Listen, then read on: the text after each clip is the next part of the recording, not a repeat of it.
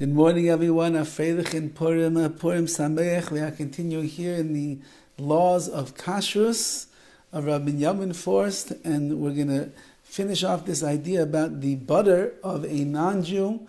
Does a person need to be makbid? Should they be strict? If they hold of Chalav Yisrael, do they need to have Chalav Yisrael butter as well?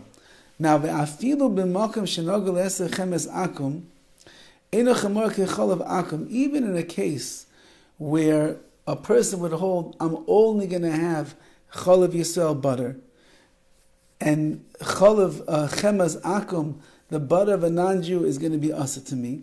Nevertheless, Eino Chamura Ke Chalav Akum, it is still not as stringent as Chalav Akum as the non-Jewish milk.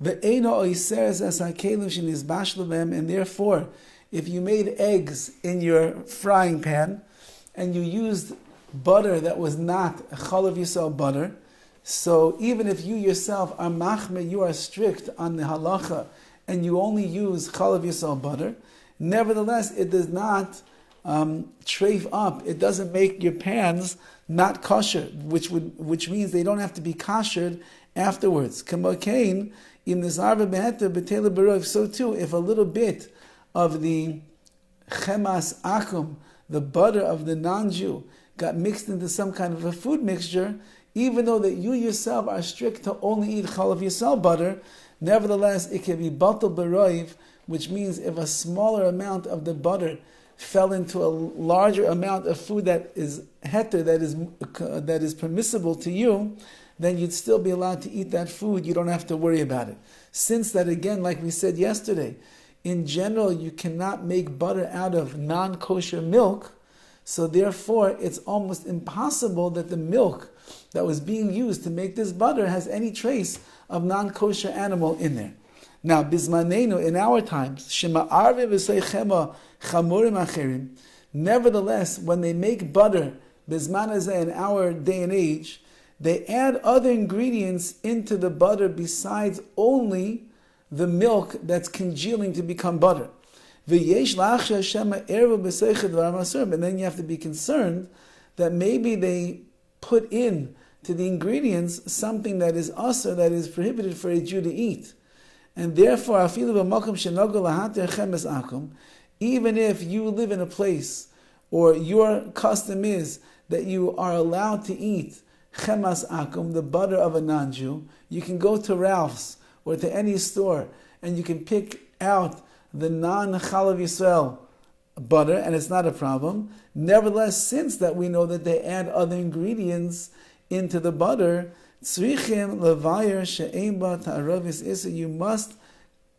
you must make sure, and you must look into, and you must inspect the ingredients over here and find out more if it's necessary, to make sure that there's no mixture of isser, of prohibited ingredients or food that is inside of this butter. So as long as you know that, and he writes over here, someone that is particular, and they do not drink Chalav Akum, they would only drink Chalav Yisrael. Sometimes they have ingredients in the butter that is actually a derivative of Chalav Akum, of non-Jewish milk.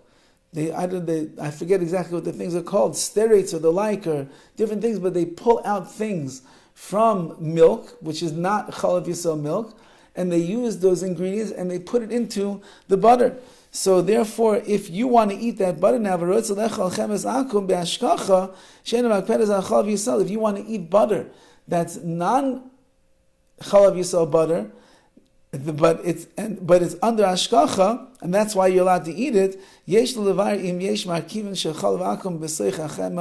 have to find out whether or not there are ingredients that were extracted from the non-Chalav Yisrael milk that is in there.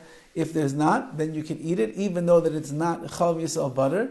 If it would have ingredients from there, from milk that is not Chalav Yisrael, so then you have not Chalav Yisrael milk butter, that would be a problem. And if you're machmir, if you're strict on Chalav Yisrael, you would not then be able to eat that butter.